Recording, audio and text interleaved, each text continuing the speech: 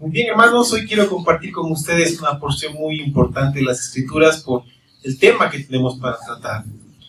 Diciembre siempre es un mes movido, diciembre siempre es un mes con actividades muy lindas, muy hermosas, y también nos ayuda a evaluar todo lo que ha pasado en el año y también nos va dando idea de planificar el siguiente año.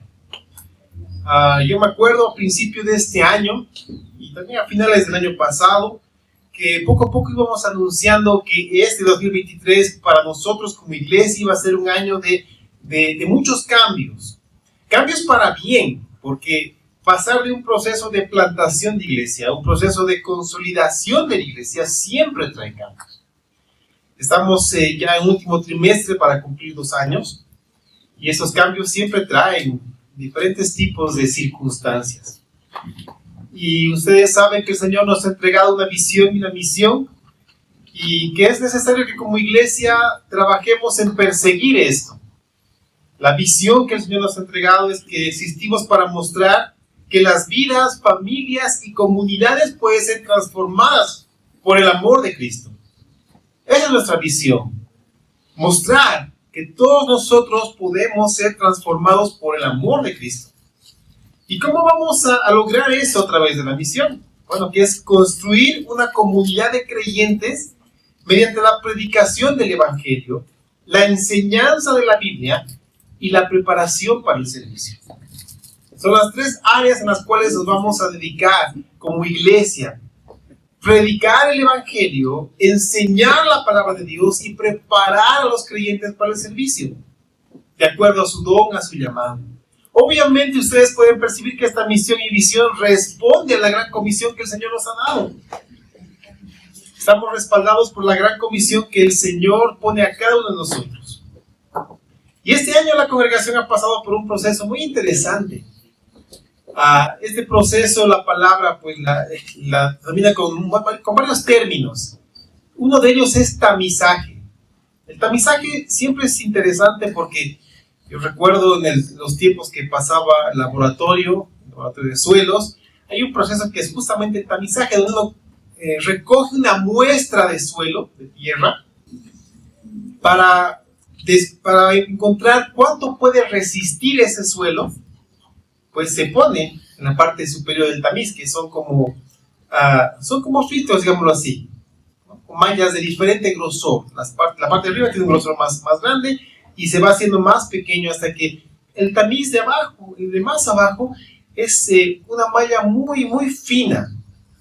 Y el proceso es un proceso bastante arduo y duro, porque es una máquina que uno tiene que ir moviendo para que sacuda ese tamiz. Y va sacudiendo y va moviendo, cosa de que lo de arriba, las piedras más grandes se quedan arriba y va pasando el material más fino, y así sucesivamente para que lo último que está en la muestra es lo más fino que tiene esa muestra de suelo o de tierra. Ahora, este proceso, ¿para qué sirve? Para tomar esa parte y con lo último que queda, ver cuánto puede resistir este suelo para después calcular diferentes tipos de cosas, digamos, algún muro de contención, cuánto va a resistir si va a construir un edificio y todo eso. Esa es la importancia del tamizaje. Todas las iglesias, hermanos, todas las iglesias locales, las congregaciones pasan por este proceso.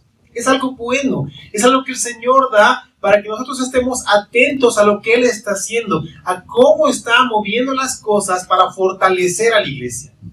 Porque si la iglesia está fuerte, si los miembros están firmes en Cristo Jesús, van a poder enseñar la palabra del Señor, van a poder preparar para el servicio a todos aquellos que vengan. Así que yo estoy seguro que ese es un proceso bueno y todas las iglesias necesitan pasar por esto. La palabra en algunos lugares lo llama zarandeo, donde se mueve todo para que quede lo que es del Señor. Entonces, algunas partes también la denominan podar. Un árbol, cuando pasamos cierta época del año, ustedes van a ver que la alcaldía lo poda por completo. Y uno ve el árbol y lo ve medio triste porque no tiene ya hojas, no tiene nada. Entonces, uno ve el árbol y como que puede dar hasta pena. Pero después, cuando llega el tiempo, ese árbol comienza a florecer de tal manera que es hermoso. Y así también el Señor prepara a su iglesia. Algo que también me queda muy claro es que Dios es celoso de su nombre, pero no en unos celos enfermizos, sino un celo santo. Dios es un Dios celoso de su nombre. Y por lo tanto también tiene mucho cuidado al momento de escoger o aprobar a quienes van a representarlo, a quienes Él le va a delegar su autoridad para conducir a la iglesia. Y esto me lleva al propósito que tengo para esta mañana. Estamos en los últimos domingos de este año. Necesitamos abrir nuestro entendimiento, nuestros ojos, nuestro corazón para lo que va a venir, para lo que el Señor está preparando para esta congregación, para el siguiente año. Mi propósito para hoy es que juntos demos un paso hacia adelante respecto a la organización de esta iglesia local. ¿Y qué mejor que la palabra del Señor para hacerlo correctamente? Por favor, abran sus Biblias en Hechos capítulo 6. Y vamos a ver la manera en la cual el Señor dirige, conduce, organiza a su iglesia y nos muestra cómo también nosotros debemos hacerlo. Hechos capítulo 6. Y vamos a leer los primeros 7 versículos. Dice la palabra del Señor: en aquellos días, como creciera el número de los discípulos, hubo murmuración de los griegos contra los hebreos, de que las viudas de aquellos eran desatendidas en la distribución diaria. Entonces, los 12 convocaron a la multitud de los discípulos y dijeron: no es justo que nosotros dejemos la palabra de Dios para servir a las mesas. Buscad, pues, hermanos de entre vosotros, a 7 varones de buen testimonio, llenos del Espíritu Santo y de sabiduría, a quienes encarguemos de ese trabajo, y nosotros persistiremos en la oración y en el ministerio de la palabra. Agradó la propuesta a toda la multitud. Eligieron a Esteban, varón lleno de fe y del Espíritu Santo, a Felipe, a Prócoro, a Nicanor, a Timón, a Parmenas y a Nicolás, prosélito de Antioquía, a los cuales presentaron ante los apóstoles, quienes orando les impusieron las manos. Y crecía la palabra del Señor y el número de los discípulos se multiplicaba grandemente en Jerusalén. También muchos de los sacerdotes obedecían a la fe. Cuando uno lee este pasaje y escucha y atiende a las palabras de los 12, es decir, los apóstoles, ya habían encontrado un reemplazo para Judas y se había cerrado el colegio apostólico. Ahí estaban los 12 dirigiendo a la iglesia en Jerusalén y uno lee sus palabras y surge una pregunta: ¿acaso no es importante servir a las mesas? Porque eso dijeron los apóstoles, no es justo que nosotros desatendamos nuestra labor para servir a las mesas. Yo pregunto, ¿no es importante servir a las mesas? Claro que sí, es tremendamente importante servir a las mesas. En todas las áreas que tenemos dentro de la iglesia es importante servir conforme al don que hemos recibido. Al punto de que se requieren personas con características, con requisitos específicos para que se realice esta labor de manera correcta delante del Señor. Es así como todos van encontrando, cada uno de nosotros vamos encontrando nuestro lugar en la iglesia. Vamos escuchando el llamado que Dios tiene para nuestra vida. Vamos encontrando el ministerio que Dios tiene para nosotros, porque la palabra es clara con nuestra vida que dice que los dones son irrevocables. Cuando hemos nacido de nuevo, el Señor te ha entregado un don y ese don es irrevocable. Tú necesitas ejercerlo para la gloria de Dios. Necesitas hacerlo. Si el Señor te ha dado un don y te ha llamado a ejercerlo y tú no lo estás haciendo, hermano mío, estás desperdiciando una gran bendición que el Señor te ha dado. Todos necesitamos hacer esto.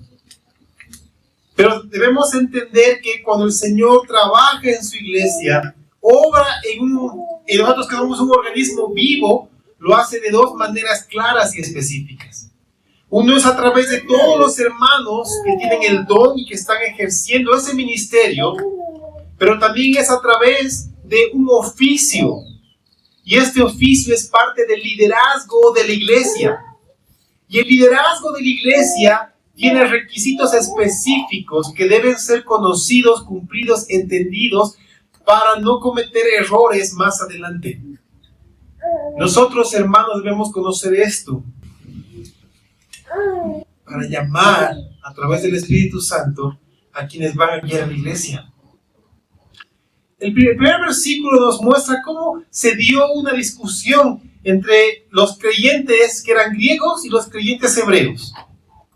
Los hebreos, obviamente, como eran, digámoslo así, los dueños de casa, estaban atendiendo de mejor manera a sus viudas. Y las viudas de los griegos se sintieron desatendidas. ¿Y qué fue lo primero que apareció entre el pueblo? La murmuración.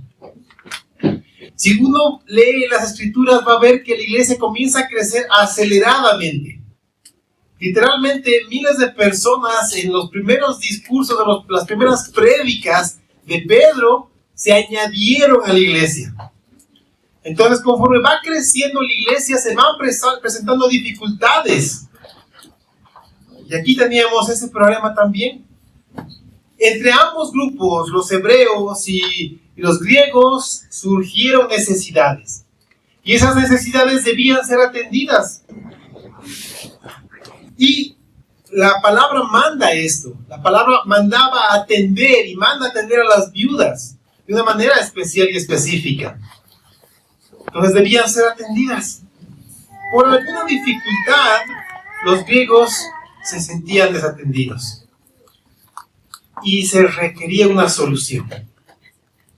Ahora, el conflicto no se dio por un tema teológico. Noten esto. No fue por un tema doctrinal. No hubo un problema por qué se estaba predicando o quién estaba predicando. El problema fue por algo netamente administrativo.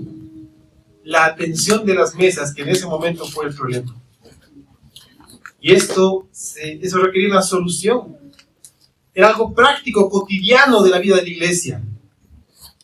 Entonces, indirectamente, la murmuración, si bien iba dirigida hacia el grupo de los hebreos, pues también llegó hacia los apóstoles, pues que era quien en ese tiempo guiaba a la iglesia. Y es importante notar cómo la naturaleza humana, respecto a cuando nuestros intereses son desatendidos, puede echar mano de la herramienta de la murmuración. Es algo que llama la atención. Pero los apóstoles fueron muy sabios, porque ellos actuaron rápidamente, vieron el problema, escucharon la murmuración y tomaron el mejor camino para solucionar y cortar el pecado del pueblo.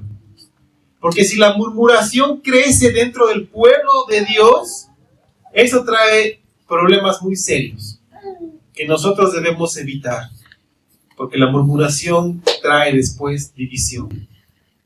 Los apóstoles cortaron esto de raíz, porque convocaron a la multitud y les dijeron: no es justo que nosotros dejemos la palabra de Dios para servir a las mesas. Busquen de entre ustedes varones. Y dieron los requisitos, escuchen bien los requisitos. Primero, de buen testimonio. Segundo, llenos del Espíritu Santo y de sabiduría. Y cuando encontraron a esto, les iban a encargar ese trabajo. Entonces, ellos convocaron esta reunión. Su argumento era claro: no es conveniente que dejemos de atender la enseñanza de la palabra de Dios para ocuparnos en administrar las ofrendas para las viudas. Hermanos, algo que es importante que entendamos como iglesia y la iglesia en general, es que los pastores que no tienen la capacidad de preparar hermanos en la palabra, en las escrituras, para delegar funciones en la iglesia, se van a ver tremendamente limitados en la capacidad de pastorear a la grey.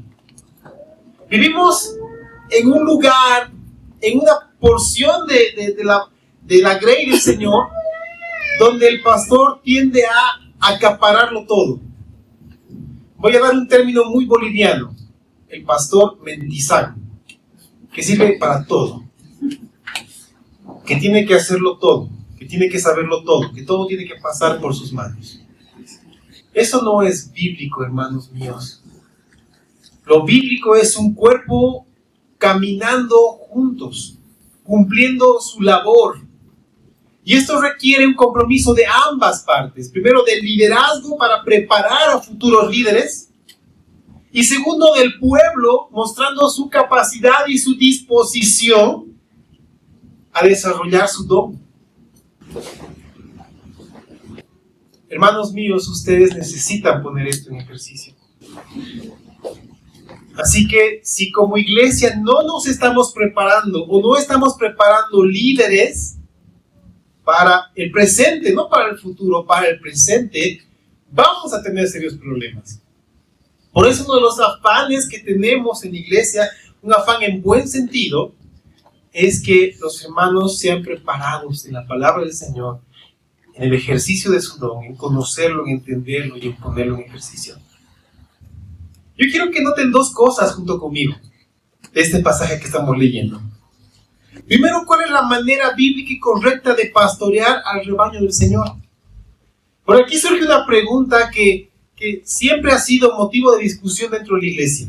¿Cuál es la manera correcta? ¿Cuál es la manera bíblica de pastorear el rebaño del Señor? Algunas iglesias buscan a un pastor o líder carismático que tenga la capacidad de administrar y organizar la mayor cantidad de actividades para la iglesia. Es decir, que podamos llenar la agenda de tal manera que tengamos reunión de niños, reunión de jóvenes, reunión de adolescentes, reunión de varones, de mujeres, de matrimonios, reunión de personas mayores, reunión de todo tipo. ¿Es malo esto? Bueno, no es malo cuando está planificado y es de bendición para la iglesia. Pero es malo cuando el único que hace todo esto es el pastor. Muchas veces los hermanos acuden y dicen, pastor, ¿qué tal si hacemos una reunión de tal cosa? Por la experiencia en el pastoreo, pues, parafraseando el pedido es, pastor, ¿qué tal si usted organiza tal cosa? Nosotros, hermanos míos, hemos sido capacitados por el Espíritu Santo, todos nosotros, para hacer lo que nos corresponde. Y necesitamos equiparar esto y equilibrar todo esto. Entonces, ¿cuál es la respuesta? La respuesta correcta, ¿cuál es la manera correcta y bíblica de pastorear al rebaño del Señor? Me voy al ejemplo supremo, nuestro Señor Jesucristo. La manera correcta la entendieron los apóstoles y la dieron a conocer. ¿Cuál es? Enseñar la palabra de Dios. Esa es la mejor manera. Un pueblo fortalecido, entendido, que conoce la palabra de Dios, no va a ser engañado. Es por eso que anteriormente en el Antiguo Testamento el pueblo fue llevado al cautiverio, porque la palabra dice que mi pueblo es llevado al cautiverio por falta de conocimiento. Y nosotros no podemos hacer lo mismo. Miren el ejemplo de Jesús. Si ustedes van a Lucas 24, 25 al 27, van a encontrar a un Señor ya resucitado. Llegó el tercer día, Él estaba resucitado ya, y ahí estaban algunos de los discípulos que habían escuchado que Jesús había resucitado y estaban camino a Emaús, y hablaban entre ellos, y no podían entender lo que estaba sucediendo. No podían entender que a ese Jesús a quien estaban siguiendo, a quien habían seguido, pues lo habían prendido, o lo habían crucificado, había muerto, y algunos decían que lo habían visto resucitado. Y ellos no podían entender esto. Lucas 24-25 relata esta parte. Entonces Jesús les dio alcance a estos dos discípulos, y comenzó a hablar, a dialogar con ellos. Ellos no lo reconocieron. Y quiero que escuchen bien lo que pasa acá. Cuando Jesús habla con ellos, les dice: oh insensatos y tardos de corazón para creer todo lo que los profetas han dicho. ¿No era necesario que el Cristo padeciera estas cosas y que entrara en su gloria? Ahora, escuchen con atención el versículo 27. Dice: y comenzando desde Moisés y siguiendo por todos los profetas, les declaraba en todas las escrituras lo que de él decían. Es tan profundo este versículo que a veces no lo podemos comprender. Porque Jesús utilizó literalmente todas las escrituras mientras iban caminando y les decía qué decía la escritura de él. Cómo se cumplía en él todas las escrituras. Entonces la manera correcta de pastorear al pueblo de Dios es abriendo la palabra, leyendo la palabra, enseñando la palabra, viviendo la palabra, creyendo la palabra. De Génesis hasta Apocalipsis. Toda la palabra. La necesitamos comprender, necesitamos conocerla, necesitamos vivirla, hermanos míos. ¿Saben cuál fue el resultado en estos hombres que caminaban hacia Emaús y se tuvieron el encuentro con Jesús?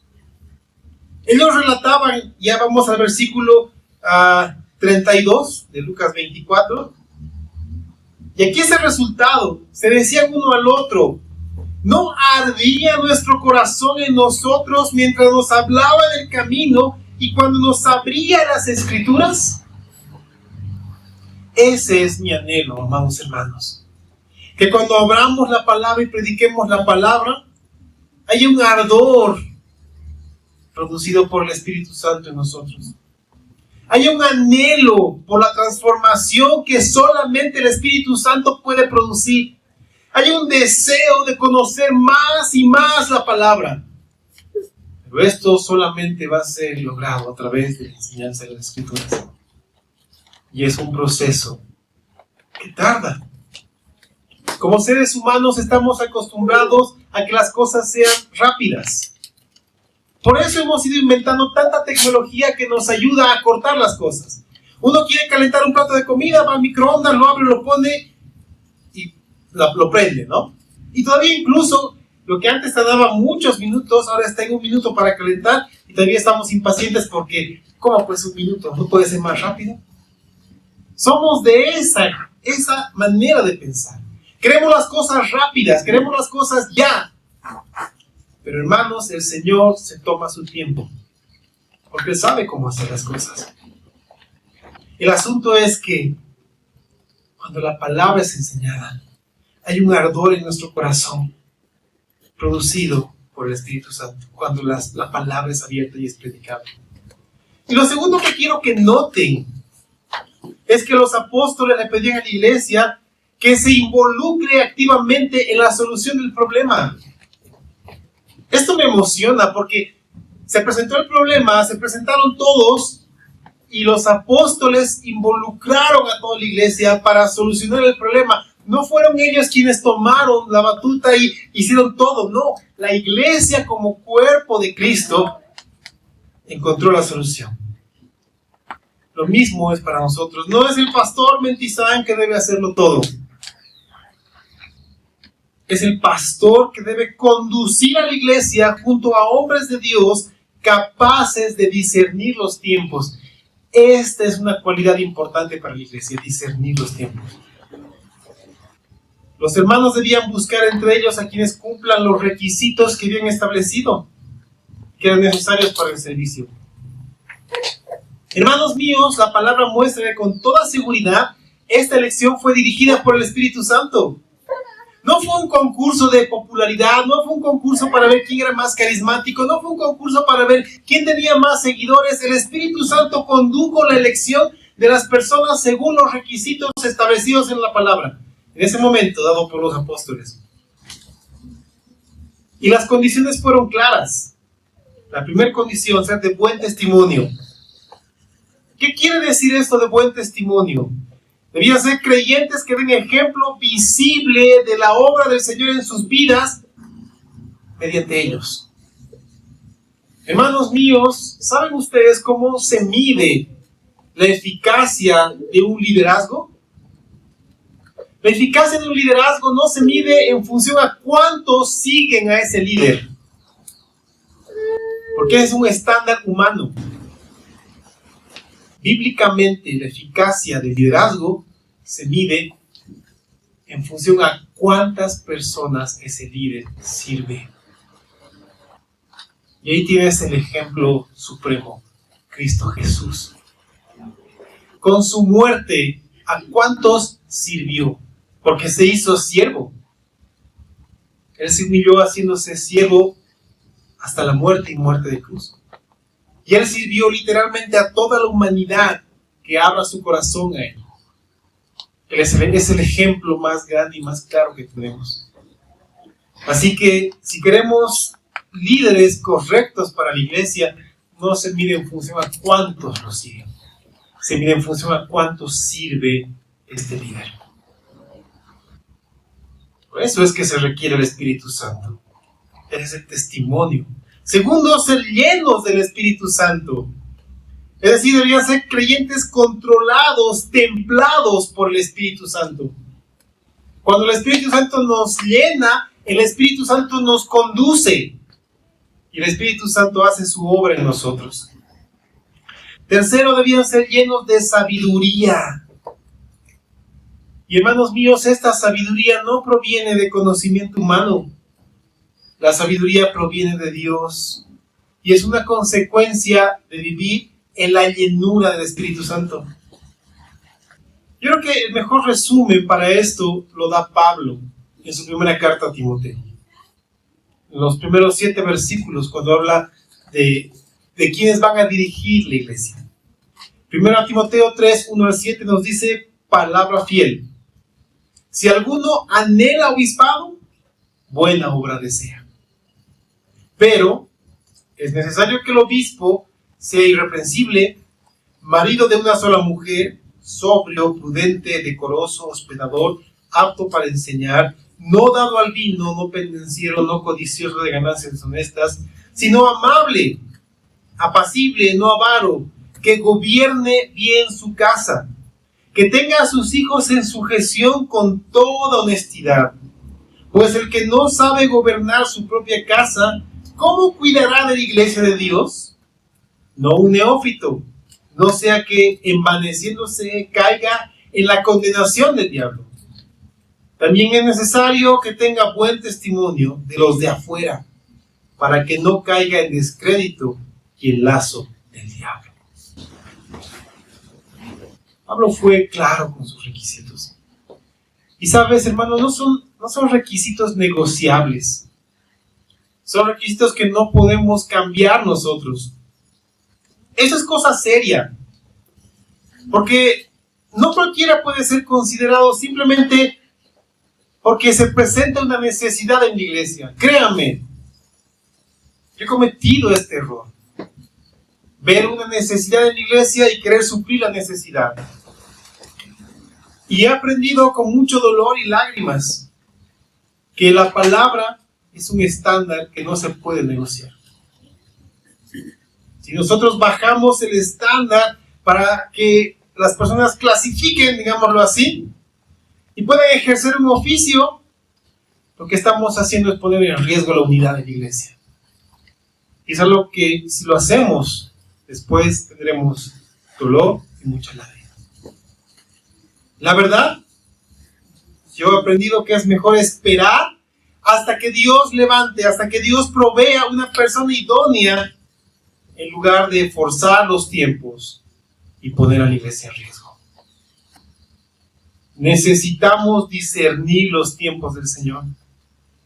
Por eso, una vez más, recalco, es importante contar con siervos que tengan esta cualidad, discernir los tiempos. ¿Saben cuando David estaba reclutando su ejército? Allá en Siclag, cuando todavía estaba aislado por la persecución, ¿no?, de un rey. Ustedes saben, el rey anterior estaba persiguiendo a David por celos. David comenzó a reclutar un ejército. Y me encanta la traducción de la Nueva Biblia de las Américas, porque habla de un sector específico. Primer libro de Crónicas 12:32. Habla de la tribu de Isaacar. Y de esta tribu, David escogió a hombres expertos en discernir los tiempos, con conocimiento de lo que Israel debía hacer. Hermanos, yo les pongo esta carga a ustedes como parte de la iglesia. Orar por personas con discernimiento. Que tengan la capacidad de discernir los tiempos. De que tengamos la capacidad de discernir qué es lo que el Señor quiere hacer en nosotros y a través de nosotros. Necesitamos, hermanos, con esta cualidad. Y también les pongo una carga más, hermanos míos, una carga buena. Que oremos porque el Señor envíe obreros a su mies. Y los obreros están acá entre nosotros. Ahora, ¿cómo debemos orar? ¿Cómo podemos resumir los requisitos o características que nos van a guiar a través del Espíritu Santo a una sabia y correcta elección de líderes para la iglesia? ¿Cómo? Atentos, porque esto es importante. Necesitamos orar con 6 elementos claves para esto.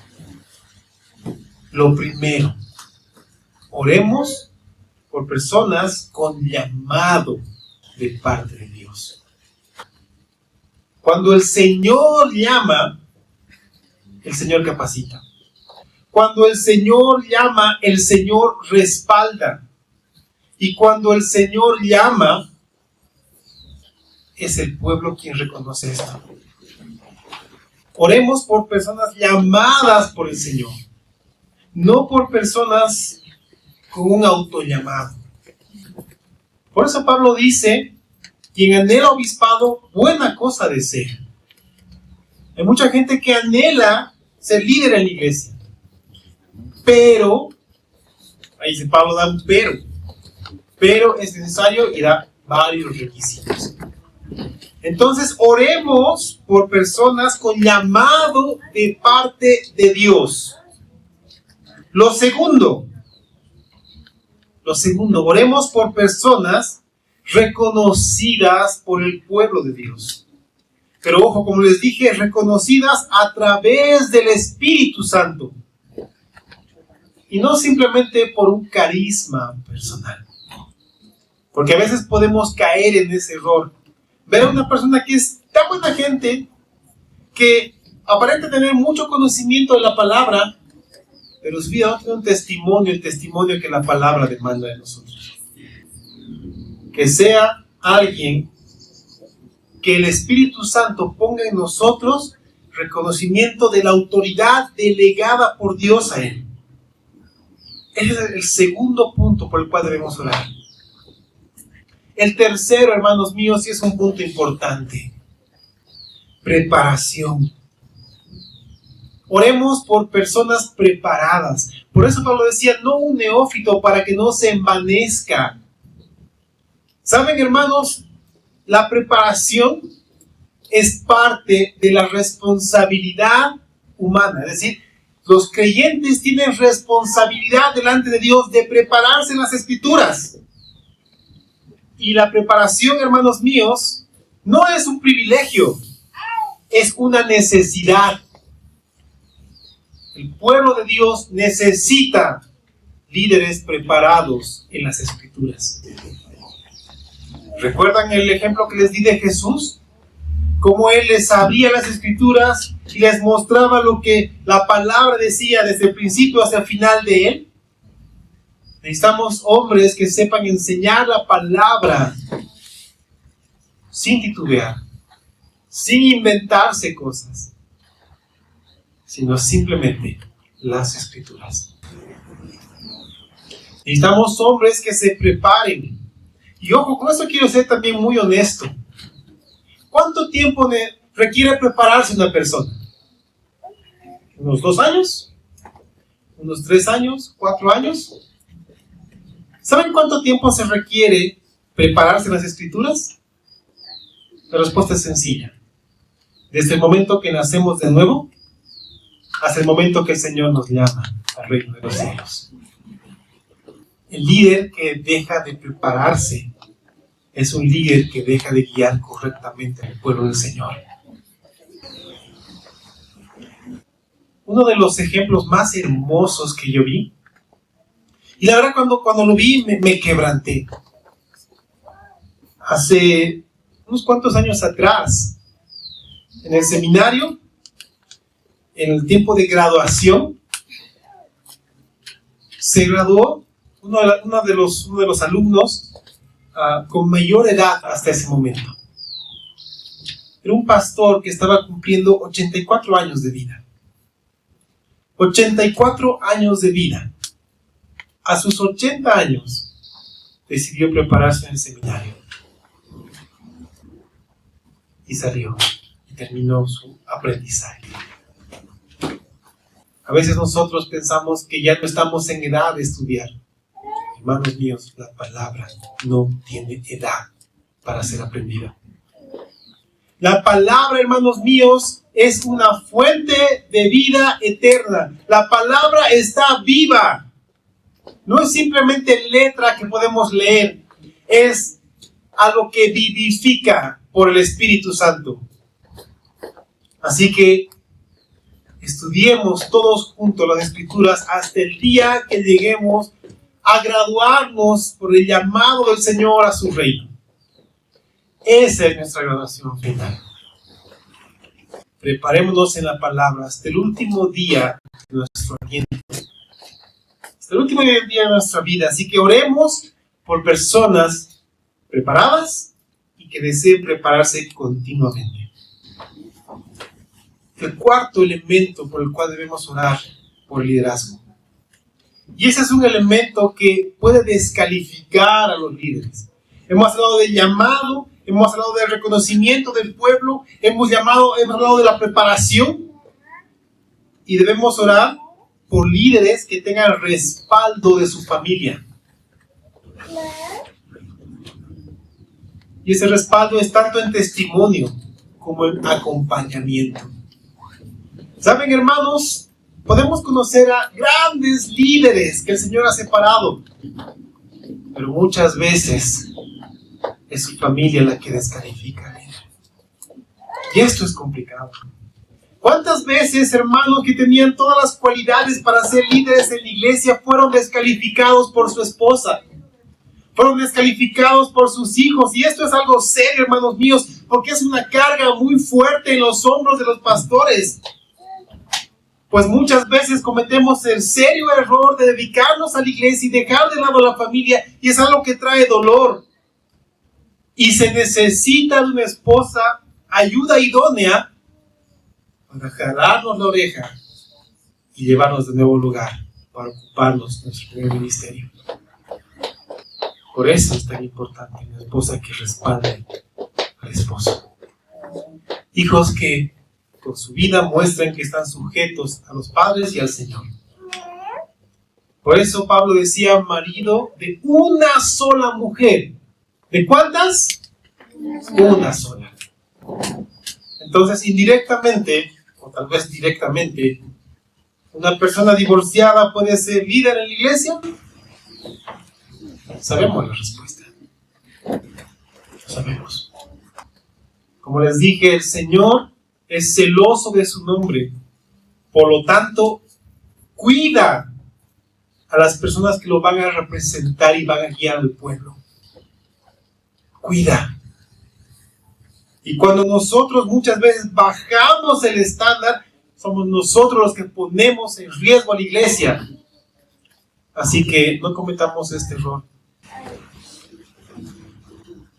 Esperemos y oremos, porque el Señor nos otorgue, levante, nos dé hombres con estos dones. Lo necesitamos.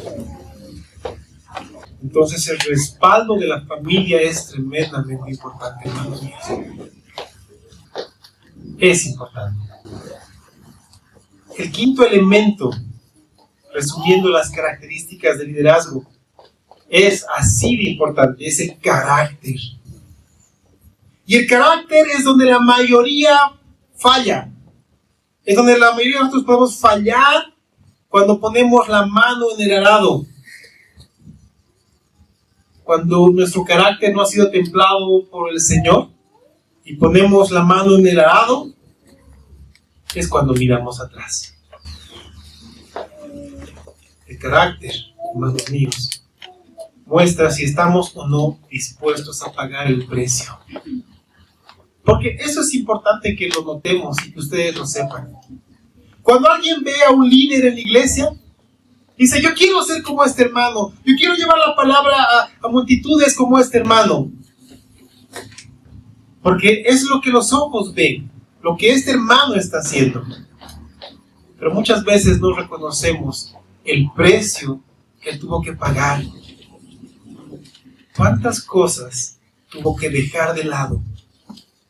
¿A cuántas cosas tuvo que renunciar?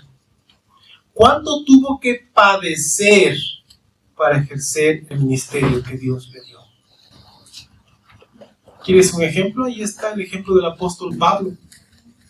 Cuando tú lees la conversión del apóstol Pablo, los primeros capítulos, y él estaba esperando que vayan a orar por él cuando estaba ciego, y Jesús habló a quien iba a orar por él, le dijo, ve, porque instrumento escogido me es él, y yo le enseñaré cuánto le es necesario padecer por causa de mí.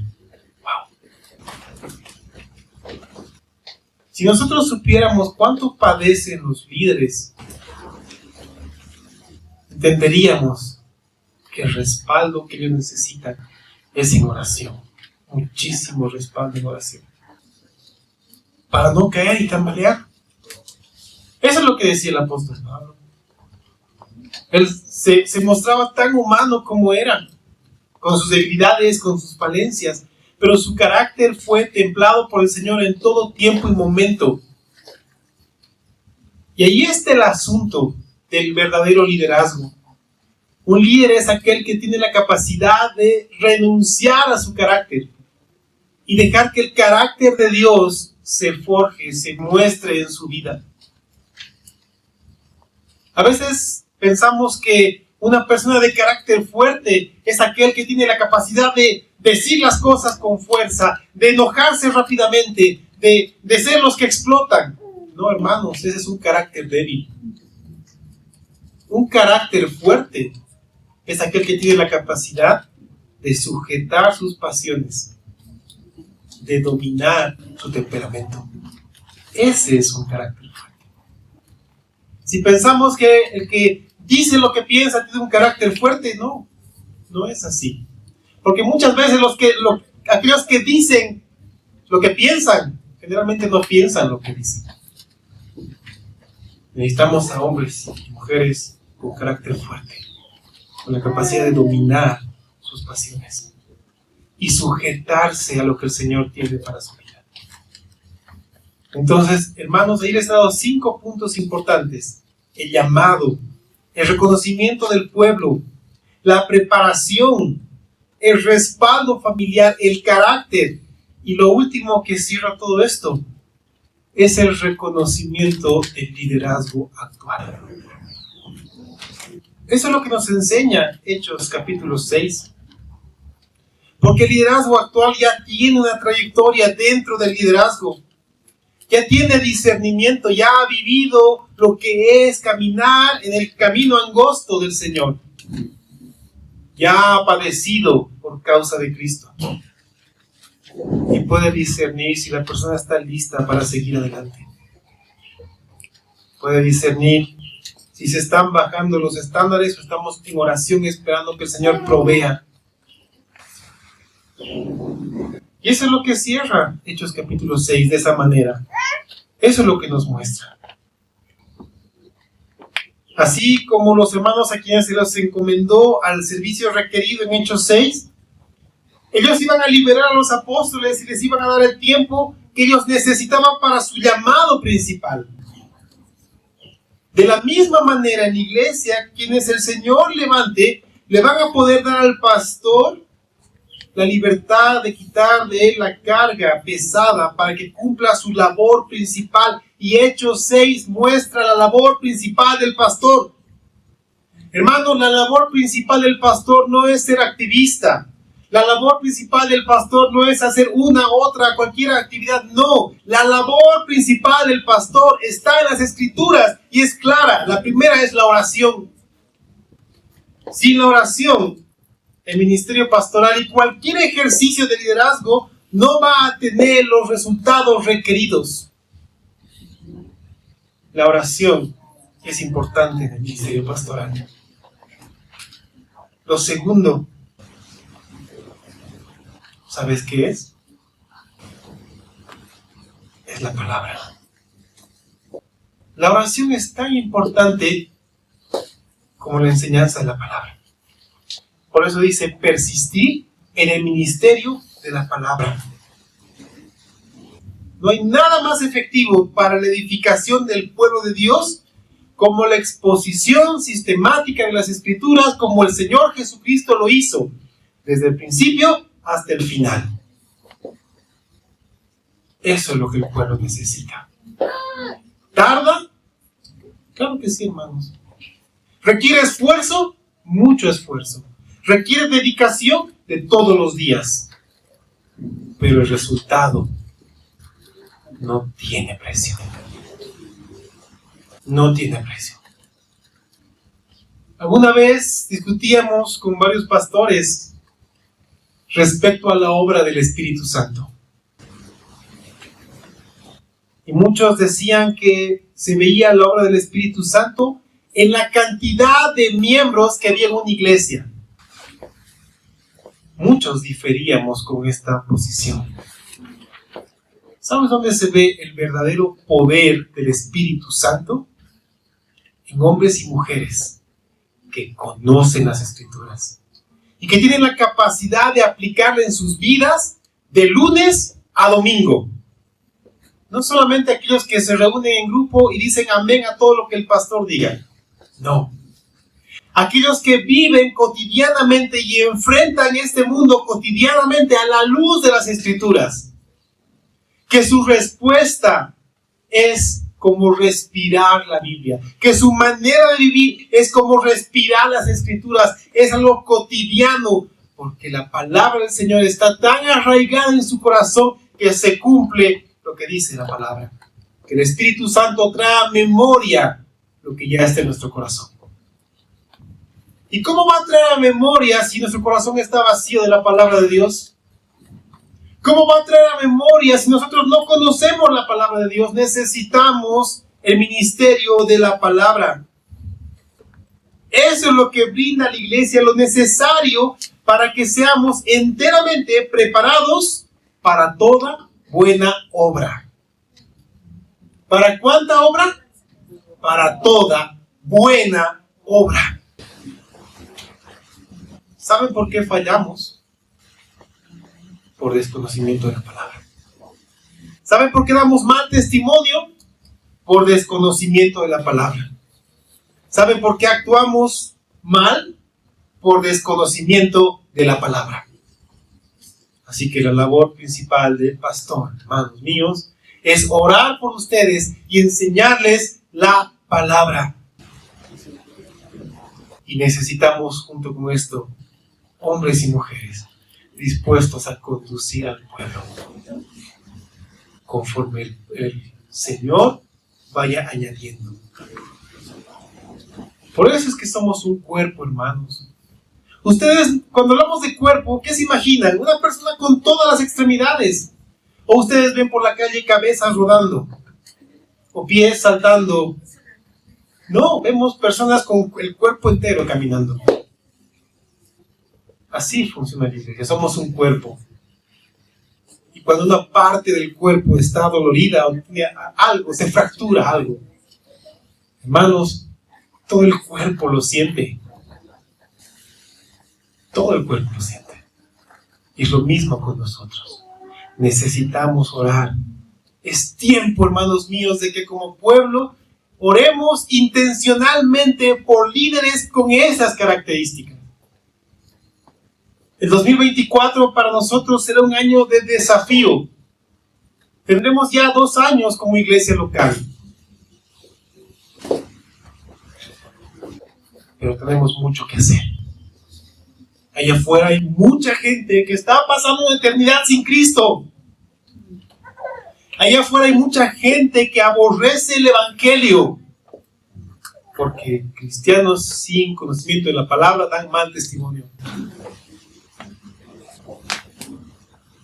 Hermanos, necesitamos enseñar la palabra, necesitamos fortalecer la iglesia. Por eso es que en ese momento el pueblo buscó a hombres que cumplían estas características. Y el versículo 7 da el resultado.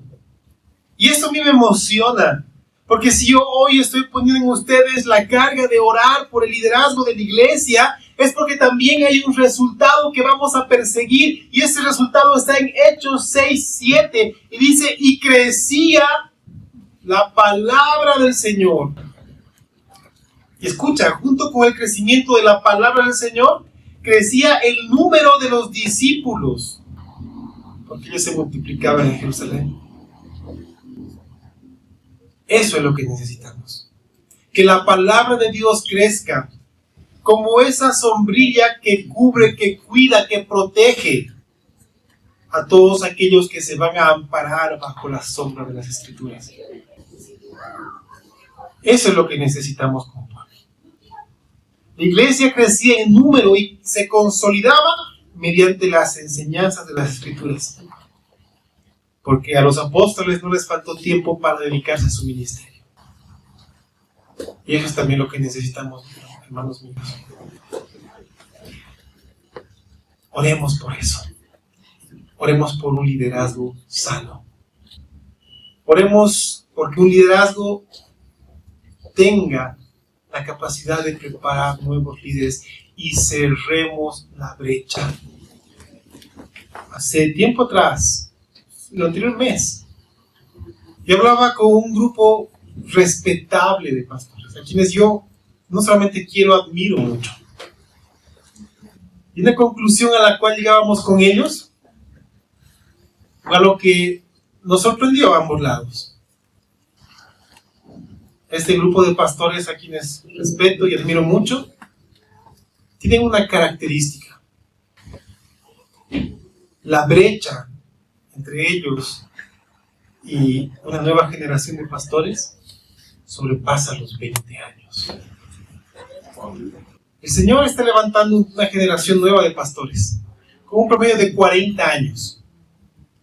Pero hay una generación de pastores arriba de los 60 años. Esa brecha generacional de 20 años es una brecha que no podemos permitir, hermanos míos. ¿Por qué? Porque sucede lo que pasa en el libro de los Jueces. Que se levantaban generaciones que no conocían al Señor. Que se levantaban generaciones que caían en pecado. Así que, hermanos míos, mientras más acortemos la brecha de liderazgo, la iglesia va a ser más fortalecida. Así que oremos también por esto. Amén. Hermanos míos, pongámonos de pie. Y oremos con esto en mente. Por el bienestar de nuestra iglesia local y por el bienestar de la iglesia en general.